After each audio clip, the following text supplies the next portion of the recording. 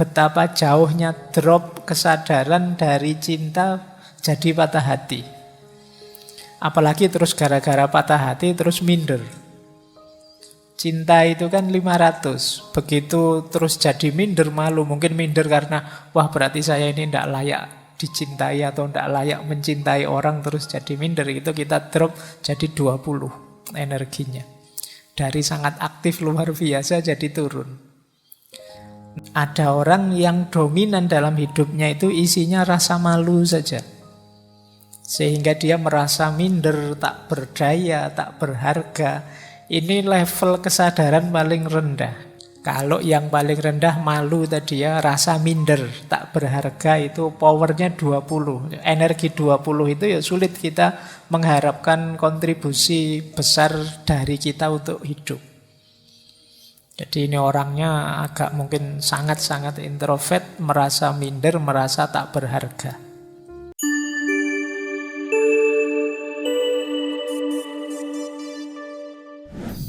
Assalamualaikum warahmatullahi wabarakatuh. Bismillahirrahmanirrahim. Alhamdulillahi rabbil alamin. Wa bihi nasta'inu ala umurid dunya waddin.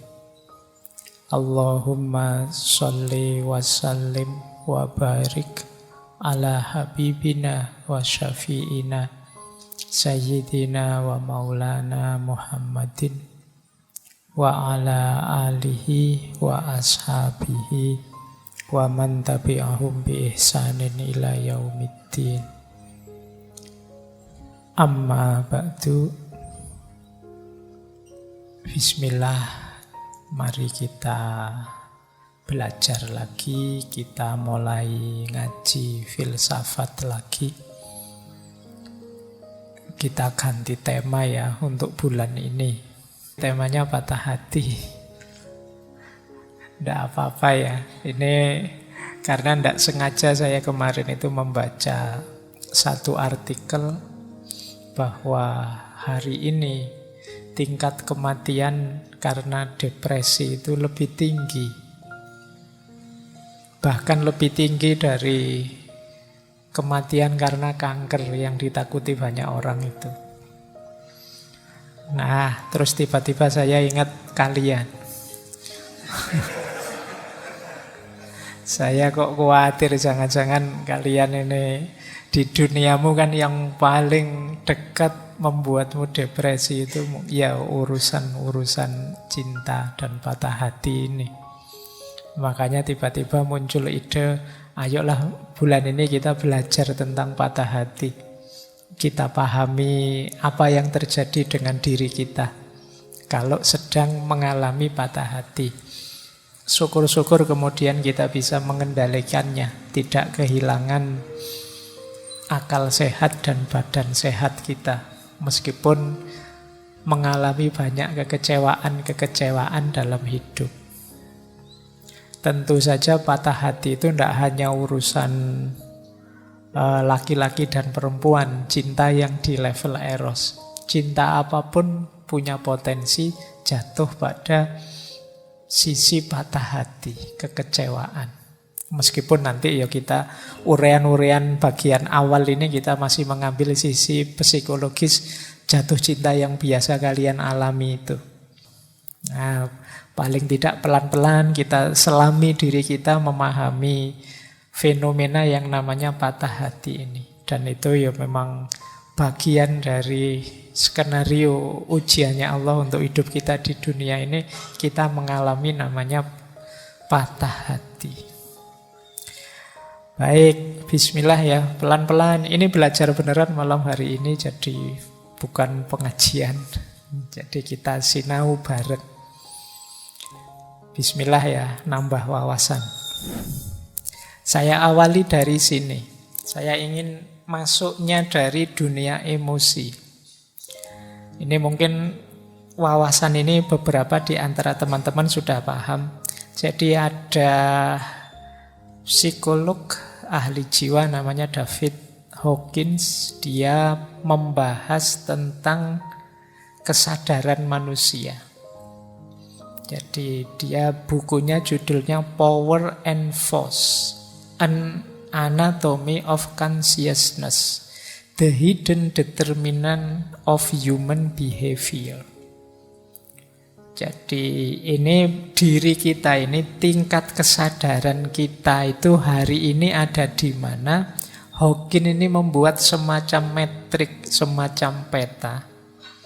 Terus dia skor. Skor itu mungkin level energinya. Jadi hidup kita ada di level kesadaran yang mana? Itu ada sekitar 8 tambah 9, 17 level. Yang jumlahnya 8 yang awal itu namanya force. Force ini coraknya agak negatif. Jadi kalau kita ada di level force ini, kita terjebak di situ, kita harus berjuang keluar dari situ. Yang level tinggi sisanya namanya power. Kalau power ini dimensi ketika kita mengembangkan diri, berarti kita sudah meningkat dari kondisi force tadi. Nah, ini sisi-sisi kesadaran kita. Ini ada 17 tadi, yang paling rendah malu, yang paling tinggi pencerahan. Ya tentu saja mungkin dalam diri kita ada banyak. Saya sudah levelnya cinta Pak, tapi kadang-kadang ya ada malunya, kadang ada takutnya ya. Tapi ini yang dimaksud yang dominannya. Ada orang yang dominan dalam hidupnya itu isinya rasa malu saja. Sehingga dia merasa minder, tak berdaya, tak berharga. Ini level kesadaran paling rendah kalau versinya Hawkins. Nah, paling tingginya itu pencerahan. Makanya dia menskor energinya, level paling rendahnya 20, level paling tingginya 1000. Nah, ini mungkin menarik untuk teman-teman bahan refleksi. Saya itu dominannya ada di mana? Kesadaranku. Kalau yang paling rendah malu tadi ya, rasa minder, tak berharga, itu powernya 20. Energi 20 itu ya sulit kita mengharapkan kontribusi besar dari kita untuk hidup. Jadi ini orangnya agak mungkin sangat-sangat introvert, merasa minder, merasa tak berharga. Yaitu nanti patah hati itu ada di mana, cinta ada di mana. Nanti kita lihat betapa jauhnya drop kesadaran dari cinta jadi patah hati. Apalagi terus gara-gara patah hati terus minder. Cinta itu kan 500. Begitu terus jadi minder, malu. Mungkin minder karena wah berarti saya ini tidak layak dicintai atau tidak layak mencintai orang, terus jadi minder. Itu kita drop jadi 20 energinya. Dari sangat aktif luar biasa jadi turun. Naik satu level dari malu ada menyalahkan diri, rasa bersalah. Ini kadang-kadang orang patah hati kan juga bisa menyalahkan diri. Salahku. Wong ya cuma minta setia saja aku kok ndak bisa. Nah, terus kamu kecewa, menyalahkan dirimu. Itu hidup dalam rasa bersalah, itu level energinya cuma 30. Susah produktif, pasti susah kreatif. Naik satu level ada lebih tinggi, tapi juga tidak kalah buruknya. Namanya apatis. Ini wujudnya biasanya putus asa. Jadi sudah tidak ingin apa-apa lagi. Bangkitlah, sudah tidak mau. Ayo perjuangkan, tidak mau, sudah apatis, sudah tidak mungkin aku sukses, tidak mungkin aku bisa dapat lagi, sudah gonta-ganti berapa kali kok terus putus terus, sudahlah, tidak usah mikir itu lagi. Ini apatis namanya. Orang kok dominan hidupnya apatis, isinya putus asa saja, ya pasti tidak produktif. Jadi tingkat kesadarannya masih rendah. Naik satu level menyesal. Menyesal lumayan 75, tapi itu pun masih kelompok rendah. hidup dalam penyesalan. Nah, itu mesti tidak produktif. Ini kita ada masih di ranah force, ranah yang tertekan. Naik satu level hidup dalam ketakutan, cemas, khawatir. Ini 100 nilainya. Nah, nilai 100 itu ya masih 10%-nya, karena yang paling tinggi 1000. Jadi kalau kalian hidup dalam ketakutan itu masih di lingkup rendah. Nah, ini sudah mulai agak agresif, tapi tetap konotasinya negatif. Di atas ketakutan ada ambisi. Hidup tidak terkendali, penuh ambisi. Ini level keinginan. Jadi orang yang hidupnya dikejar-kejar ambisi secara tidak terkontrol. Nah, ini juga masih negatif. Di atas ambisi ada marah. Marah pada seseorang itu kan manifestasi kebenciannya. Orang yang patah hati itu biasanya ada bencinya. Kadang-kadang ada juga sedikit ambisinya. Ambisi ingin balas dendam. Aku dicurangi, hati-hati saja. Tunggu saja, rasakan besok misalnya. Gusti Allah ora sare. Itu sebenarnya kan banyak yang bilang kalimat itu sebenarnya menunjukkan kondisi jiwa yang dendam. Ingin orang yang dia benci dibalas, meskipun karena aku tidak bisa balas, misi balas dendamnya aku pasrahkan pada Allah. Nah, itu sebenarnya mental-mental itu tadi, ambisi, hasrat, ingin balas dendam. Melanjutkan level atasnya yaitu kebencian. Jadi jangan dikira orang yang ngancam-ngancam pakai nama Tuhan itu sejenis kepasrahan, tapi itu sebenarnya egonya saja. Dia ingin melampiaskan balas dendam, tapi karena terkendala situasi dia tidak mampu, maka dia tunggu Allah yang membalas dendamkan.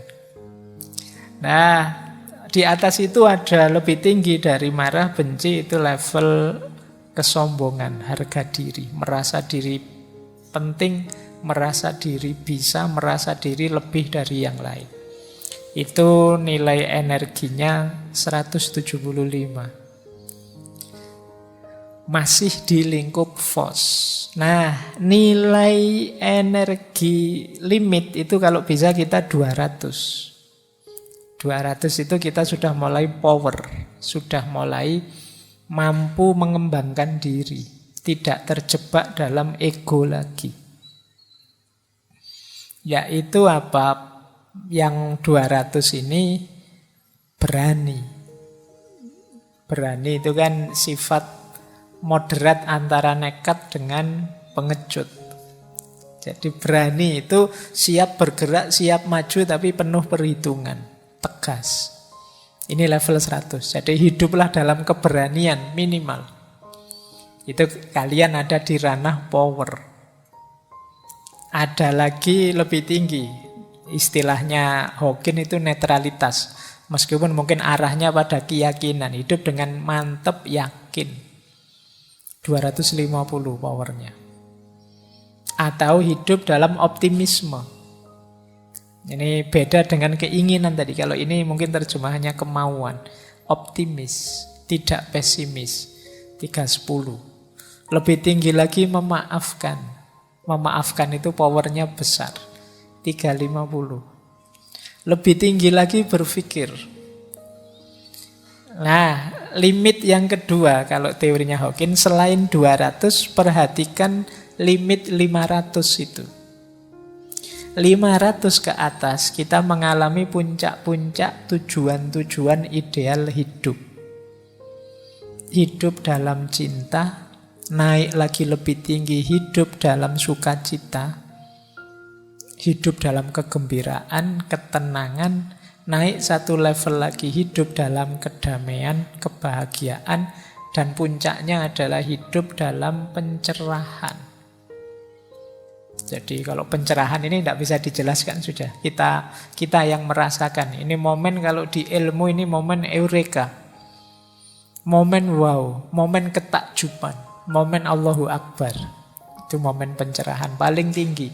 Nilainya 700 sampai 1000. Nah, semoga teman-teman, saya tidak tahu ada di mana, semoga ada di power ya, tidak ada di force. Kalau ada di force, kita ada di wilayah yang negatif.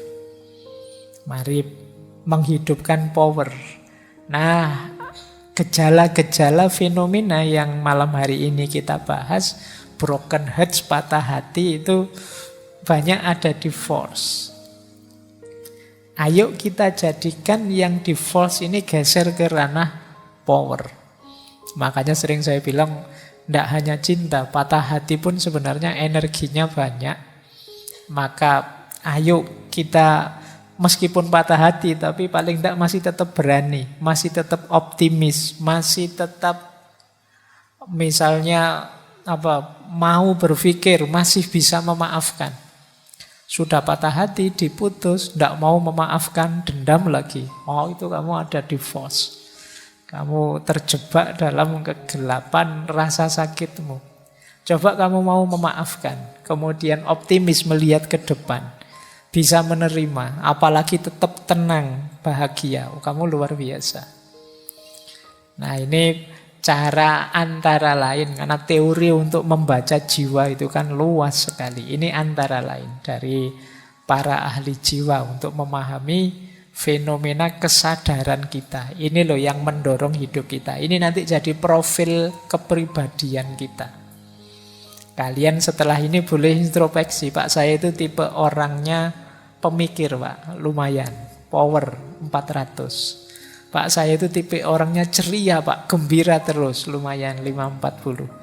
Pak, saya itu hidup dalam penyesalan, Pak. Wow, itu kamu berarti ada di force level 475. Pak, saya hidupnya penuh kebencian. Kamu ada di force, meskipun nilainya 150. Nah, ini caranya begini nanti. Kalau ingin memahami level kesadaranmu di mana. Baik, ini pengantar ya untuk memetakan jiwamu sebelum kita nanti nangis-nangis patah hati. Ya kan, ini teorinya ini. Baik, kita mulai membahas ya ke tema kita patah hati.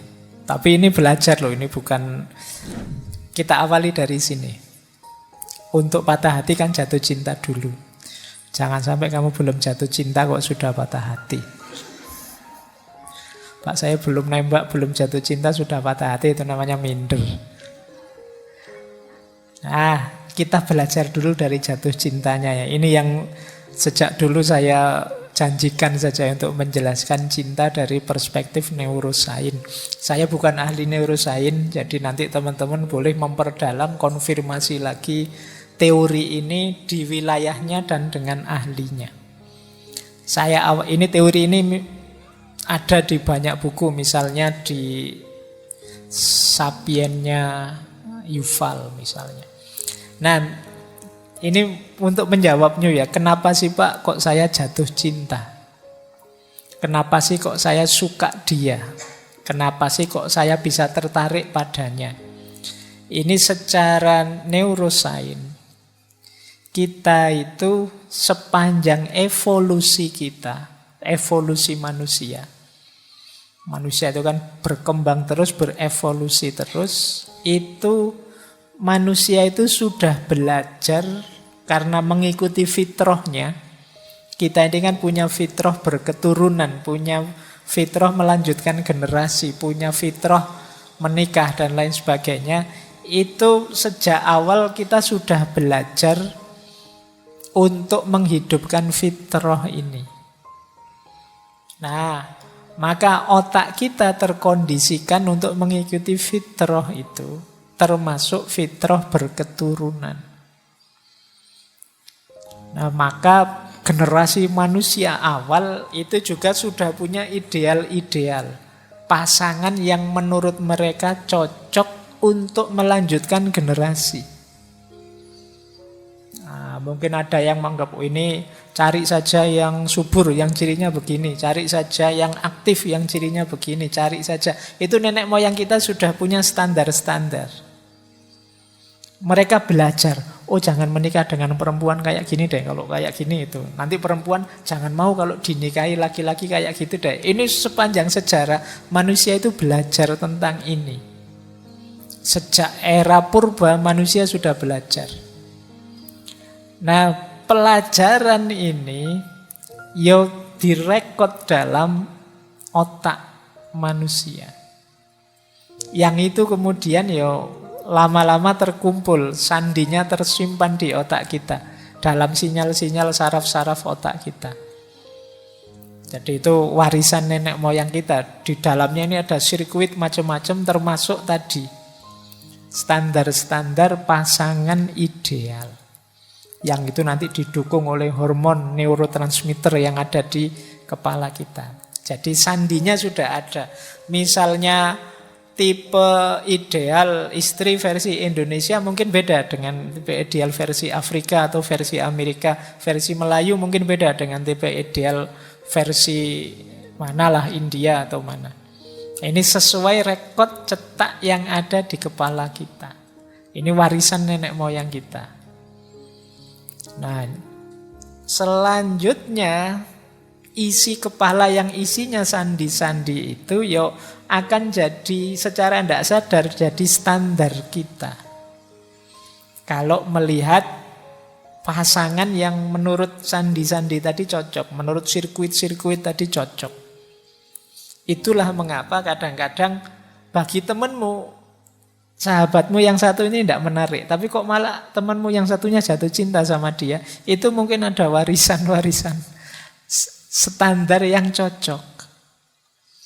Nah, mungkin misalnya nenek moyangmu dulu trauma punya pasangan kok merengut saja, terus dia punya pokoknya cari istri yang murah senyum lah besok misalnya. Itu terus jadi tergambar di kepalamu, terpola, nanti ini mungkin lama-lama diwariskan. Makanya saya pernah baca buku terjemahan itu yang isinya jangan jadi orang yang murung karena kemurunganmu akan diwariskan ke generasi selanjutnya. Jadi orang yang ceria, jadi orang yang bahagia. Makanya jangan pakai rumus saya susah ndak apa-apa Pak, yang penting anak saya besok seneng. Itu ndak laku kalau pakai teori ini. Kalau kepingin anakmu, generasimu yang akan datang seneng, kamu harus jadi orang yang gembira juga. Nah, ini asal-usulnya. Kenapa kok kamu bisa jatuh cinta sama dia? Kemungkinan standarnya dia cocok dengan standar yang ada di kepalamu. Yang ini mungkin kamu tidak sadar. Oh enggak kok Pak, saya itu tiba-tiba saja seperti ada yang narik terus jatuh cinta sama dia. Saya tidak pakai mikir. Ya sebenarnya itu karena sudah ada pola, sudah ada standar yang ada di kepalamu. Jadi ketika standar ini secara tidak sadar ketemu, itu mungkin kayak lampu ninu-ninunya itu bunyi terus. Wah ini cocok ini. Nah, alhamdulillah kalau yang membunyikan standarmu itu dia juga bunyi standarnya. Nah, berarti sama-sama jatuh cinta. Kalau tidak kamu bunyi sendirian. Jadi bertepuk sebelah tangan kamu. Itu cikal bakalnya patah hati di situ. Jadi kalau kamu ketemu kok terus sinyalmu bunyi, kamu boleh tanya sinyalmu bunyi juga enggak? Kalau ternyata enggak, kamu siap-siap sudah ancang-ancang mundur. Nah, ini awalnya begini. Nah, yang penting bukan ini, yang penting selanjutnya. Setelah jatuh cinta, ini yang menarik. Pusat-pusat rasional di otak kita macet. Jadi otak emosionalnya meluap. Jadi yang kuat sekali emosinya, rasionalnya macet. Itu kenapa jatuh cinta itu sering kelakuannya orang jatuh cinta itu tidak logis, tidak masuk akal. Orang jatuh cinta itu seperti orang mabuk. Bahkan ada yang bilang orang jatuh cinta itu seperti orang pecandu narkoba. Ketika orang kecanduan itu kan selalu ingin dapat itu terus. Kalau biasanya nyuntik suntikan terus. Jadi kalau kalian saking rindunya, gelisah, pengen ketemu sampai rasanya bolak-balik, itu persis seperti orang sakau. Rumusnya memang begitu. Gejala kimia yang ada di otakmu begitu. Jatuh cinta itu semacam ketergantungan. Nah, sistem amigdala, sistem singguli kortek macet. Sistem amigdala itu sistem ketakutan, kesiagaan. Sistem berpikir kritis juga macet. Jadi, akhirnya apa? Banyak orang bilang, wah orang mencintai itu tidak masuk akal, tidak rasional. Kewaspadaannya turun, daya kritisnya turun. Jadi, aktivitas ini didukung oleh berbagai hormon. Jadi seperti dopamin, oksitosin, serotonin, wis itu tambah. Kamu tambah melekat, tambah rasanya tidak bisa putus sudah. Makanya jangan heran, bagi yang pernah ngalami jatuh cinta itu rasanya sejuta rasa. Meledak-ledak, pokoknya tidak bisa dikontrol. Karena memang otak rasionalnya macet. Jadi kadang-kadang yang dilakukan tidak masuk akal. Ada ndak yang di sini nelpon mulai Isya sampai jam 3? Ya, saya pernah diceritain begitu. Ada yang cuma bilang sudah ya, saya mau tidur gitu. Terus yang sana bilang ya silakan tidur dulu. Ya kamu dulu lah. Ya kamu dulu. Itu bolak-balik kamu dulu bisa sampai jam 1 malam itu. Miss you too, bolak-balik miss you too. Yo, itu ngapain anak-anak itu? Nah, sinyal-sinyal rasionalnya macet itu. Jadi agak berat memang. Jadi ini perspektif neuroscience ya. Jadi ternyata jatuh cinta seperti itu. Makanya mabuk cinta itu rumusnya tadi, gempuran hormon oksitosin, dopamin dan serotonin. Oksitosin itu orang menyebutnya hormon cinta.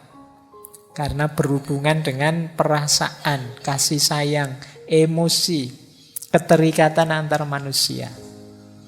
Kemudian dopamin. Dopamin ini hormon kenikmatan. Kalau kita merasakan nikmat, otak kita melepaskan dopamin ini. Misalnya kita makan enak. Begitu makan makanan enak, keluar hormon dopamin ini.